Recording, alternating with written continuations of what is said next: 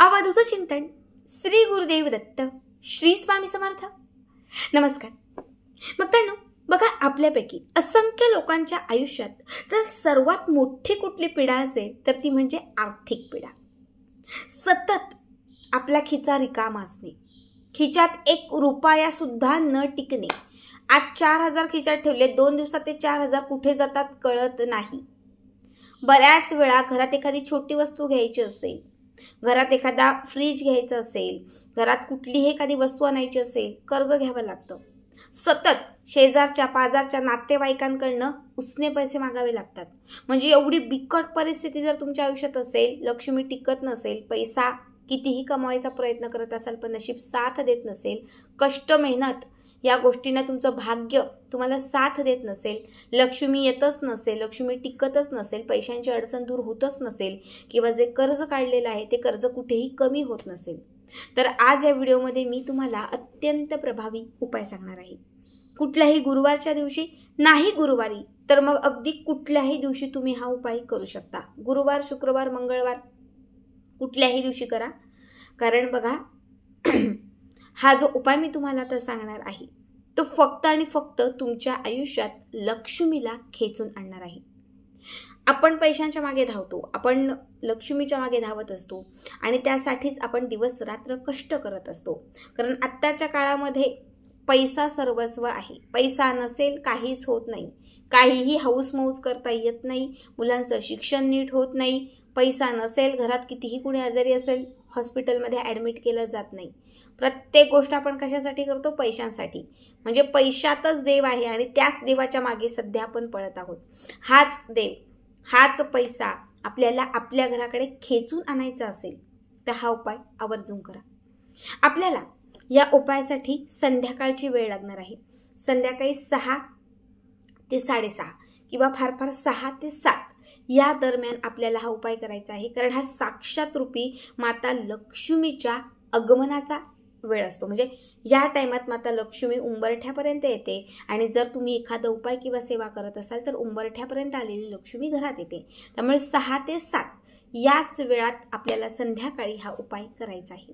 या उपायासाठी तुम्हाला लागणार आहेत 7 कवड्या, मोजून 7 कवड्या। बघा खूप वेगळा उपाय आहे, खूप महत्त्वपूर्ण उपाय आहे, त्यामुळे व्यवस्थित ऐका। 7 कवड्या, घरात कितीही कवड्या असेल, ढीग कवड्यांचा असेल तरीही तुम्हाला ज्या दिवशी तुम्ही उपाय करणार आहात त्या दिवशी तुम्हाला बाजारातून कोऱ्या करकरीत 7 कवड्या, पिवळ्या किंवा अगदी तुम्ही सफेद कुठल्याही घ्या, पण त्या कवड्या घरी आणायच्या आहेत। देवघराच्या समोर माता लक्ष्मीची मूर्ती असेल किंवा श्रीयंत्र असेल त्याच्यासमोर शुद्ध तुपाचा दिवा लावायचा आहे। त्याच्यानंतर एक छोटी प्लेट ठेवायची आहे, त्या प्लेटमध्ये 7 कवड्या ठेवायच्या आहेत।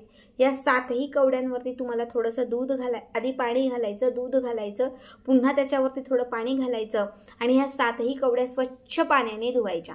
आता स्वच्छ पाण्याने कवड्या धुतल्यानंतर एक छोटी अजून प्लेट घ्यायची आणि त्या प्लेटमध्ये हळद घालायची। आपली जी पिवळी पूजेची किंवा जी घरात वापरतो ती हळद घेतली तरीही चालेल, कारण ती अत्यंत ओरिजिनल हळद असते। प्लेटमध्ये हळद घालायची आणि आता या हळदीवरती या 7ही कवड्या ठेवायच्या। एक एक करत हळदीवरती 7 कवड्या ठेवायच्या। 7 कवड्या हळदीवरती ठेवल्यानंतर एका वाटीमध्ये कापूर घ्यायचा। एक छोटी पंटी घ्या मातीची किंवा वाटी घ्या, त्याच्यामध्ये कापूर घालायचे, 4-5 कापराचे तुकडे आणि त्या कापरांवरती घालायच्या आहेत तुम्हाला 5 लवंगा, फुलवाल्या 5 लवंगा। कापूर पेटवायचा, जसा कापूर पेटेल जसं लवंग पेटेल, कापरासोबत लवंग पेटेल, त्याचा एक धूर सुगंध तुमच्या घरामध्ये यायला सुरुवात होईल। आता कापूर आणि त्याच्यासोबत पेटवलेलं हे लवंग याचा सुगंध त्या 7ही कवड्यांना आपल्या या हाताने अर्पण करायचा। आपल्या या उजव्या हाताने हा धूर त्या कवड्यांना अर्पण करायचा आणि अर्पण करत असताना तुम्हाला नमस्ते सुमहामाये श्रीपीठे सूरपूजिते शंखचक्र गदा हस्ते महालक्ष्मी नमस्तुते हे संपूर्ण महालक्ष्मी अष्टकम म्हणायचं आहे। संपूर्ण महालक्ष्मी अष्टकम तुम्ही 1 वेळा म्हणू शकता, 3 वेळा म्हणू शकता, 5 वेळा किंवा 7 वेळा, जेवढे वेळा तुम्हाला शक्य आहे तेवढे वेळा तुम्हाला म्हणायचं आहे आणि तेवढ्या वेळा तुम्हाला हा धूर त्या कवड्यांना कंटिन्यू अर्पण करत राहायचा आहे। महालक्ष्मी अष्टकम म्हणून झालं, पूर्ण कापूर आणि त्याच्यासोबत घातलेल्या लवंगा पूर्ण जळून त्याची राख झाली की त्याच्यानंतर एक लाल रंगाचा धागा घ्यायचा। लाल पिवळा कलावा किंवा फक्त लाल धागा घेतला तरीही चालेल. आता जो धागा घेतलेला आहे त्या धाग्यामध्ये एक एक कवडी ठेवायची आणि त्या धाग्यामध्ये ही कवडी बांधायची, गुंफायची. व्यवस्थित एक कवडी तुम्हाला त्या धाग्यामध्ये गुंफायची आहे आणि याची एक छोटीशी तुम्हाला माळ करायची आहे. छोटी आपण हार कसा बनवतो किंवा आपण गजरा कसा विणतो सेम त्या पद्धतीने 7 कवड्यांची एक छान तुम्हाला त्या धाग्यामध्ये माळ करायची आहे. आणि ही तयार केलेली 7 कवड्यांची माळ तुम्हाला माता लक्ष्मीच्या गळ्यात घालायची आहे.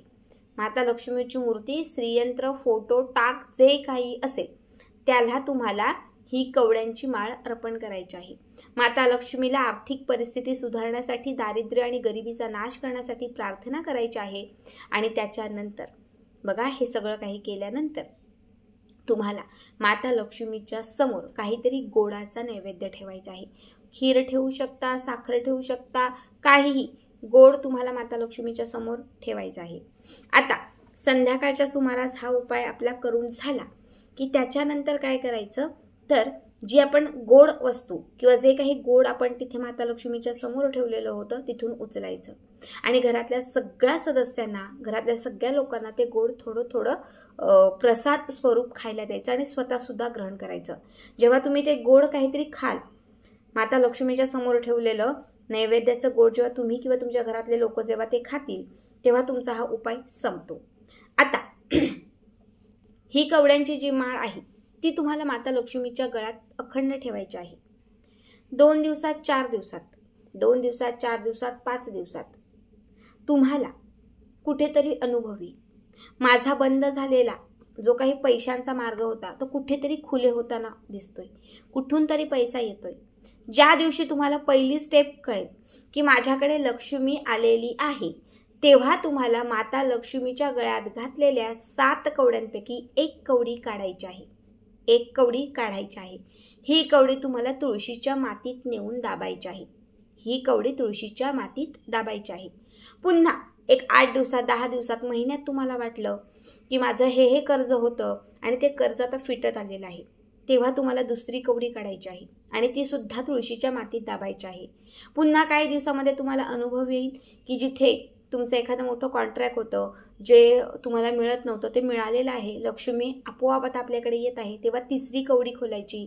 असं स्टेप बाय स्टेप जसं जसं तुम्हाला अनुभव येत जाईल, जसा जसा पैसा वाढत जाईल, जसा जसा पैसा तुमच्याकडे खेचून येईल, लक्ष्मी तुमच्याकडे स्थिरावत जाईल, पैसा टिकत जाईल, कर्जातून मुक्तता होत जाईल, कर्ज कुठेतरी कमी होत जाईल, तशी तशी तुम्हाला त्या लक्ष्मीच्या गळ्यात घातलेल्या कवडींच्या माळातील एक एक कवडी काढून तुळशीच्या मातीत दाबायची आहे. जेव्हा शेवटी 7वी कवडी काढाल, 7वी कवडी जेव्हा तुळशीच्या मातीत दाबाल तेव्हा जो आपण लक्ष्मीच्या गळ्यात धारण केलेला तो लाल धागा आहे तो काढायचा आहे आणि हा लाल धागा तुळशीच्या बुडाला बांधायचा आहे. तुळशीच्या एखाद्या फांदीला बांधू शकता किंवा तुळशीच्या बुडाला तुम्ही बांधू शकता. जेव्हा तुम्ही तो धागा तुळशीच्या बुडाला किंवा तुळशीच्या फांदीला बांधाल तेव्हा लक्षात ठेवा तुमची लक्ष्मी तुम्हीच तुमच्या घरात बांधून ठेवलेली आहे. लक्ष्मी स्थिरावलेली आहे, लक्ष्मी तुमच्या घरामध्ये अखंड टिकलेली आहे असा त्याचा अर्थ आहे. जेव्हा तो धागा तुम्ही तुळशीला बांधाल त्या क्षणापासून समजून जा की आजपासून आपला कुठलाही पैसा कुठेही जाणार नाही. पैसा जो तो आहे तो नेहमीच येत राहील आणि पैशांची समस्या किंवा अडचण आपल्या आयुष्यातून सुटत जाईल. बघा, कवडी ही लक्ष्मीला विशेष प्रिय आहे. कवडीची उत्पत्ती ही समुद्र मंथनातून झालेली आहे आणि माता लक्ष्मीचा उगम देखील समुद्र मंथनातून झालेला आहे. कवडी ही अशी वस्तू आहे की जिच्यावरती कुठलीही प्रक्रिया केली जात नाही, ती समुद्रातून येते. त्यामुळेच कवडी ही लक्ष्मीशी संबंधित असते आणि ती धन खेचण्यासाठी जसं चुंबक लोखंड खेचतो तशी कवडी ही धन खेचते. कवडी ही माता लक्ष्मीला जेवढी प्रिय आहे तेवढीच ती भगवान श्रीहरी विष्णूंना प्रिय आहे आणि भगवान श्रीहरी विष्णूंचा वास हा तुळशीमध्ये आहे. त्यामुळे जेव्हा तुम्ही लक्ष्मीला धारण केलेली ही कवडी आर्थिक परिस्थिती सुधारण्याबरोबर काढून तुळशीच्या मातीत दाबाल तशी भगवान श्रीहरी विष्णूंची कृपा तुमच्यावरती होईल. भगवान श्रीहरी विष्णूंचा आशीर्वाद लाभेल आणि ज्या घरात त्यांचा आशीर्वाद असतो, त्यांची कृपा असते, त्या घरातली लक्ष्मी नेहमी स्थिर असते. म्हणून जशी ती कवडी अभिमंत्रित केलेली तुळशीच्या मातीत दाबाल, एक एक कवडी जशी तुळशीच्या मातीत दाबत जाल तशी तुमची आर्थिक परिस्थिती अत्यंत सुधारत जाईल. लक्ष्मी टिकेल, लक्ष्मी स्थिरावेल, पैसा जो काही आहे तो तुमच्या घरामध्ये पुरेल. खूप साधा सोपा उपाय आहे, खूप जास्त काहीच लागणार नाहीये. गुरुवारी करा, नाही शक्य तर अन्य कुठल्याही वारी तुम्ही हा उपाय केला तरीही चालेल. लक्षात ठेवा, हा उपाय करत असताना कुठल्याही प्रकारचं मांसाहार करायचं नाही. आता म्हणजे असं नाही आहे की आता आम्ही 6 महिने वर्षभर करू व मांसाहार नाहीच खायचा का, नाही. ज्या दिवशी फक्त तुम्ही हा उपाय कराल, आज गुरुवारी करता तर गुरुवारी तर मांसाहार कोणी खात नसेल, समजा कोणी रविवारी उपाय केलाय, कोणी मंगळवारी केलाय, कोणी बुधवारी केलाय, तर त्या दिवशी सुद्धा तुम्हाला मांसाहार खायचं नाही.